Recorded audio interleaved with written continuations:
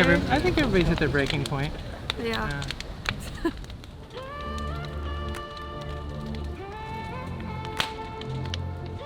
Now we are on our way to the Wangye Festival. They've been parading this boat around like the Wangchuang all around all day. And at midnight, it's gonna show up at this harbor. And then at 2 a.m., it's gonna be burnt to bits. A few moments later. We totally overshot the landing on this one.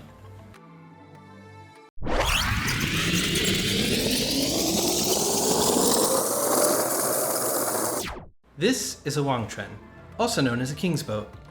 King's boats are a one-way ferry ride for a Wangye to stop cursing a community. A Wangye is a plague god or a demon that in Taiwanese folk religion causes sickness. A Wangye ritual will involve burning this boat or even casting it out to sea, and the idea is you're basically exorcising demons from your community and people will no longer be cursed or sick. In Donggang Harbor, every 3 years, they burn a giant Wangchuan that takes 6 months to a year to build and can cost as much as $10 million, well, Taiwan dollars. But that's like one metric Lamborghini. So we cleared our minds, thoughts, became laser focused. I want the dog. Oh my gosh.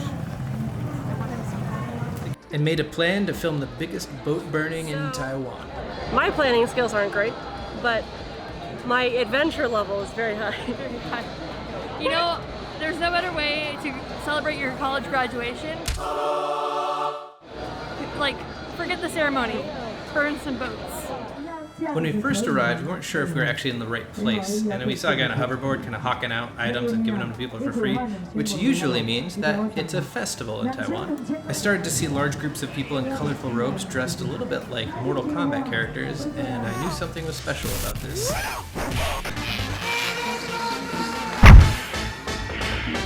Everyone also had really fancy hats. Emily asked a nice Taiwanese man about why his hat was so fancy, and he says he wears it because of tradition.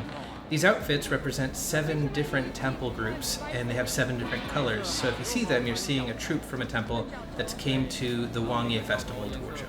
The Wangye Festival had actually been going on for about 7 days already, and earlier that day, they actually took this giant boat and dragged it through the town. And as it goes by different homes, the people in the homes would basically offer different sacrifices, and that would worship not only gods and ancestors, but there'd be this idea of evil being exorcised out of the community and out of these homes. I started getting shoved out of the way by different groups, which is kind of normal when you're that weird Westerner with a camera just in everybody's face. Then we spotted the Wangchuan, and this thing was huge, and it even had giant cartoon eyeballs, which I have no idea why. I've tried to find out why. And it was kind of adorable. I actually began to bond with the boat a little bit, and it reminded me a lot of Bodie McBoatface, so honorarily I called him Bodie McBoatface. I'm talking, of course, about the overwhelming victory of Bodie McBoatface.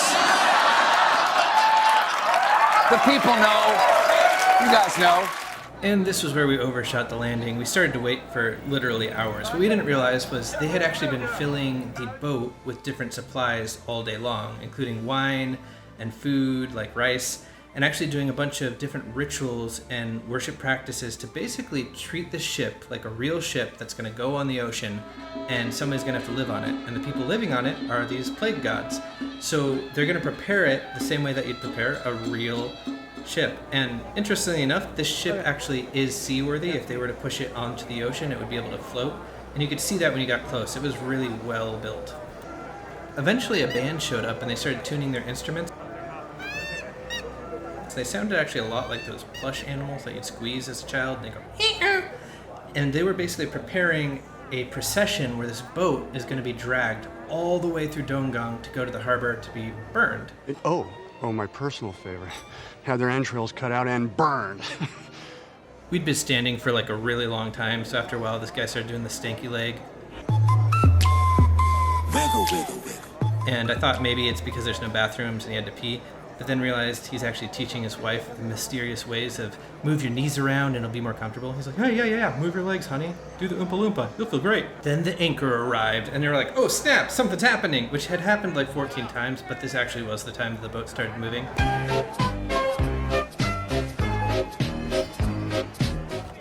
So then the boat starts being dragged through the town, I was starting to really like Bodhi at this point. Like, we'd spent a lot of time together, like 4 hours.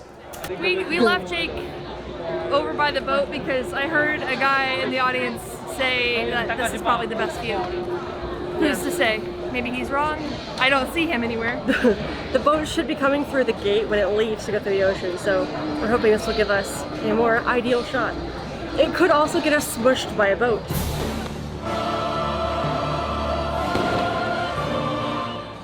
Here you are,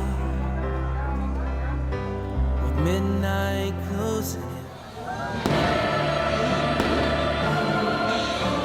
Take my hand as our shadows dance, with moonlight on your skin. I followed the crowd down this really strange road that was colorful and reminded me of Blade Runner. And eventually the crowd got stuck, and I was there with a pelican and this really memeable god face. And I realized that I can't actually get to the boat and follow it this way. So I turned around and went back towards the temple that I had just passed. And there's a man just burning a bunch of spirit money in the road. I guess he didn't have an urn. And this nice lady and this man, who looked a little bit like an off-brand Chris Hemsworth, says, "Hey, we know a shortcut. That bridge is blocked. Come follow us." So I did, and I thought, we're gonna have this casual little walk. And for some reason, they just started running, and I'm a fat guy, so I had to run for a really long time while they kept looking back, being like, is the fat guy still alive? It was a little weird and embarrassing. So we're having mods do flashbacks because we're stuck in a giant crowd. We actually are holding hands the whole way, so we don't get separated. Do we know where Jake is? No.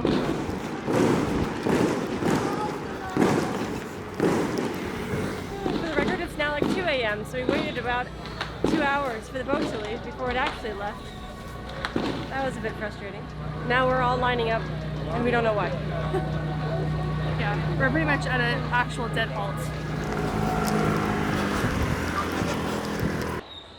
Meanwhile, Emily and Hailey just kind of started walking, stopping, really brisk. Actually a refreshing, relaxing time.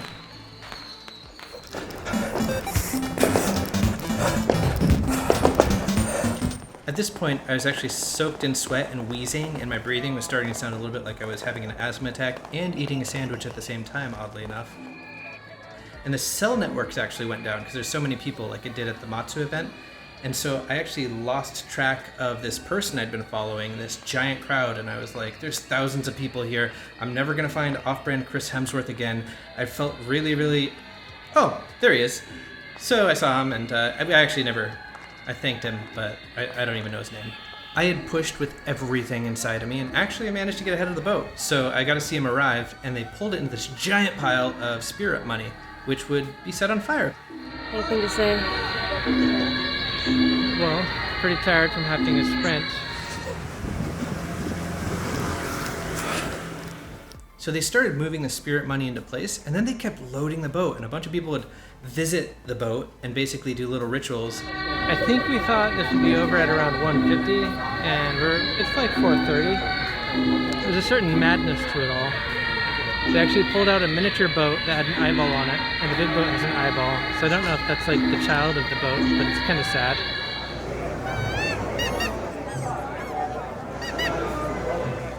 And then they started building it. They built like a mast and they added sails. I didn't realize that the boat wasn't completely completed. I guess it was more of a canoe for a while. When everything was about completed, they started bringing these horrifying little statues, I think a lot of them were made out of paper, onto the boat, which I assume were the Wangye, or the plague gods. And we knew it was game time at that point. Like, they're gonna set stuff on fire. And for all of our waiting, we were there for about 3.5 hours. The sun actually started rising, and right at about that moment, they were like, okay, time to light it. And as is typical in Taiwan, they didn't just use burning money that could start a fire, they actually loaded the entire thing with fireworks. Earlier, a ritual master had actually gone onto the boat and invited the spirits onto it, and been really nice, and be like, hey guys, come on, we're going on a boat ride. And then the second they got there, he started yelling, and it was like, you bad, leave, get out of here. And that's kind of how they did it. They wine and dine and trick the spirits, and they're like, get away from our community. And that's how they would deal with the idea of disease or epidemics in ancient China and modern Taiwan. During the boat burning, all of the fireworks stopped, and eventually it just got eerily silent.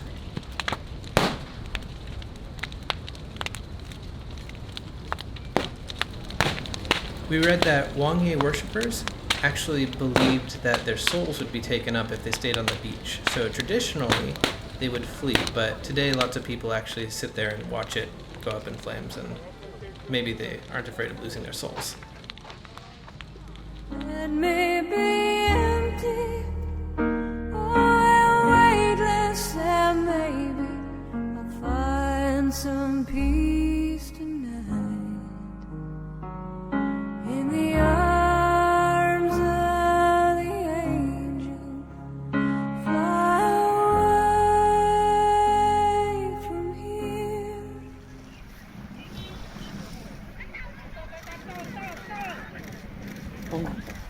If you enjoyed this video, please take a moment to like, comment, subscribe, and share us with your friends. I don't know anybody else I've ever met, other than the people at this event, who know what a Wangchuan and a Wangye festival actually is. It's 9 a.m. We made it. We are so tired. And the Guanli needs to let me out. Oh, God. I let somebody borrow my car. They smashed my windshield. And now my sensor doesn't work. We got so close. And then Jake, can you go tell the Guanli that we're here? Yeah. So it kind of reminds me of like my cat. Whenever I want it to come, I give it food. I'm like leaving treats. I feel like that's what they're doing to the boat. And the boat will go there, then they will give it more offerings, then they will burn it. do you also do that to your cat? No.